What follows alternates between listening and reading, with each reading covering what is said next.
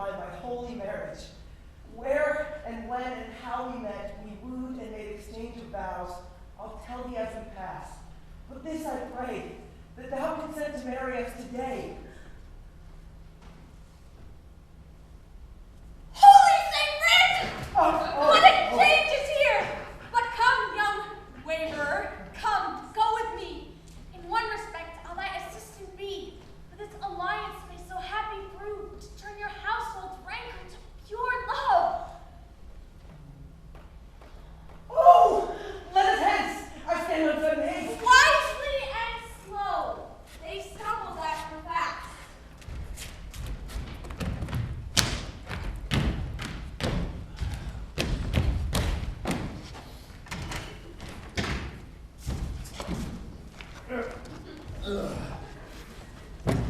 Where the devil should this Romeo be? Came he not home tonight? Not to his father's. I spoke with his man. That same pale, hard-hearted wench, that Rosaline. Torment him so that he will sure run mad. Tybalt, the kinsman of old Capulet, had sent a letter to his father's house. A challenge on my life. Romeo will answer it. Any man that can write may answer the letter. Nay, he will answer the letter's master how he dares. Be it dared. Alas, he's already dead. Ah, shot through the ear with a love song. And is he a man to encounter Tybalt? Why? What is Tybalt? More than the Prince of Cats, I can tell you. He fights as you sing Prince song. Keeps time, distance, proportion. Rest being has been rest. 1, 2, third in the bosom. The very butcher of a silk button. A duelist, a duelist. Oh, the immortal passado. The punto reverso, the high. The what? Oh, a pox on these antic, lisping, affecting new tuners of accents, these fantasticos. By Jesu, a very good blade, a very tall man, a very good whore. Thou can grow like a dried herring, flesh. Ooh. How art thou, fisher fly? Signor Romeo, bonjour.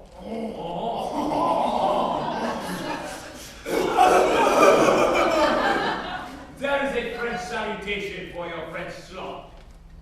You gave us the counterfeit fairly last Well, night. good morrow to you both. What counterfeit did I give you? The slip, sir. The slip. Can you not conceive? Pardon, good Mercutio. My business was great. Oh. And in such a case as mine, a man may strain courtesy. Well, that's as much as saying such a case as yours constrains a man to bow in the hair. Meaning to curtsy. Thou hast most kindly hit it. A most courteous exposition. Say, I am the very pink of courtesy. Pink for flower. Right. Why, then are my humps well flowered? Well said. Oh, come to this good and bully old man with faith. Oh, switch and spurs. Oh, cry to that. Oh.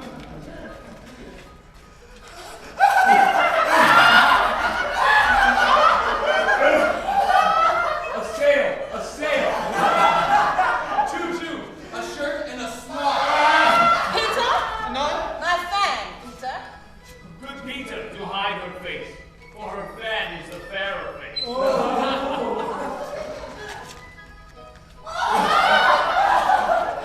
God be the moral gentleman. God eat good day, good gentlewoman. Is it good then? But 'tis no less, I tell you, for the body hand of the diet is now upon the very brink of new. Upon you! What a man are you? Gentlemen, can any of you tell me where I may find the young Romeo? Oh, Nay, I may tell you. However, the young Romeo will be older when you have found him than he was when you sought him. Nay, I am the youngest of that name, for fault of the worst. You say well. Yea, it is the worst well, very well took in faith. Wisely. If you be he, sir, I desire some confidence with you. I will follow you. Oh. I Farewell, ancient lady. Farewell. Lady. Marry farewell.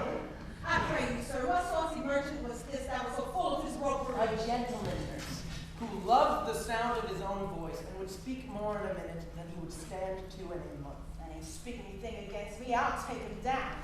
And a illustrious than he is, and 20 such jacks. And if I cannot, I'll find those that shall. And thou to stand by too, and suffer every name to use me at his pleasure?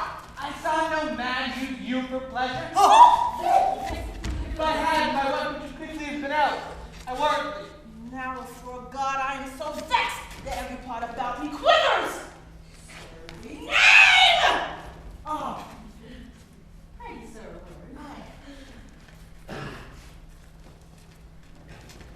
And as I told you, my young lady bid me inquire you once. What she bid me say, I will keep to myself. But first, let me tell you, if ye should meet her at Fool's Paradise, as they say, it were a very gross kind of behavior, as they say, for the gentlewoman is young. And therefore, if you should deal double with her, it truly were an ill thing to be offered to any gentlewoman, and very weak dealing. Nurse, commend me to thy lady and mistress. I do protest unto Good hearted in faith, I will tell her as much. Lord, Lord, she will be a joyful woman. What wilt thou tell her, nurse? Thou dost not mark me. I will tell her, sir, that you do protest. Which as I take it is a gentlemanlike offer. Well, bid her some device, some means to come to Shrift this afternoon, and there she shall at Sister Lawrence's cell be shrived and married. Here's for thy pains. No, truly, sir, not to pity. Go to, I say you shall. This afternoon, sir? Well, she shall be there. Farewell. Be trusty, and I'll quit thy pains. Farewell. Commend me to thy lady. Oh, God, have you blessed me. Well, you, sir. What sayest thou, nurse? Is your man's secret? Did you never hear say, to make keep counsel, put him away? I warrant thee, my woman is as true as steel. Commend me to thy lady. I, 1,000 times. Peter! Peter, take my fan and go before the pain.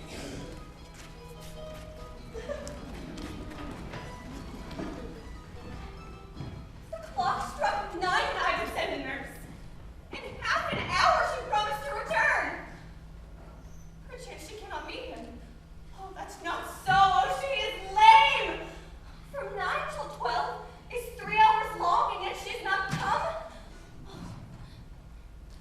Had she affections and warm, youthful blood, she would be as swift in motion as a ball. My words would bandy her to my sweet love, and his to me.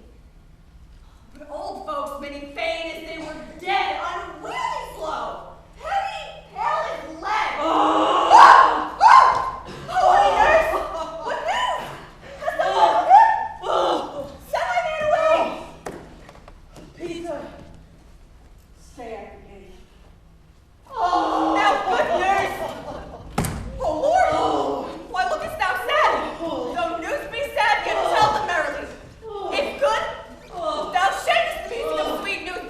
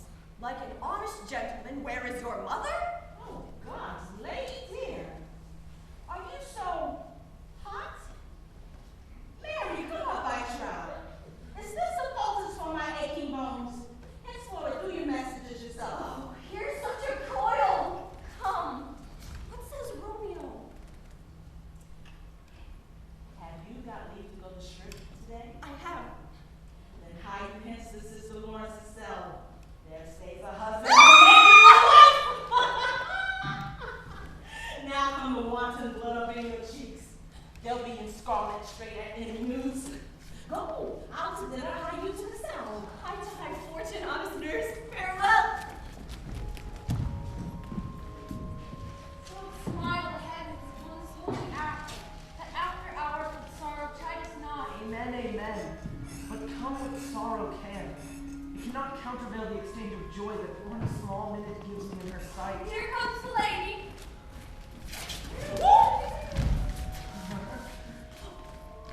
Good evening to my ghostly confessor. Romeo shall thank thee, daughter, for a spoke. As much to him, else is his thanks too much. Come, come! We will make short work. For by your leave you shall not stay alone. So Holy Church incorporate two in one.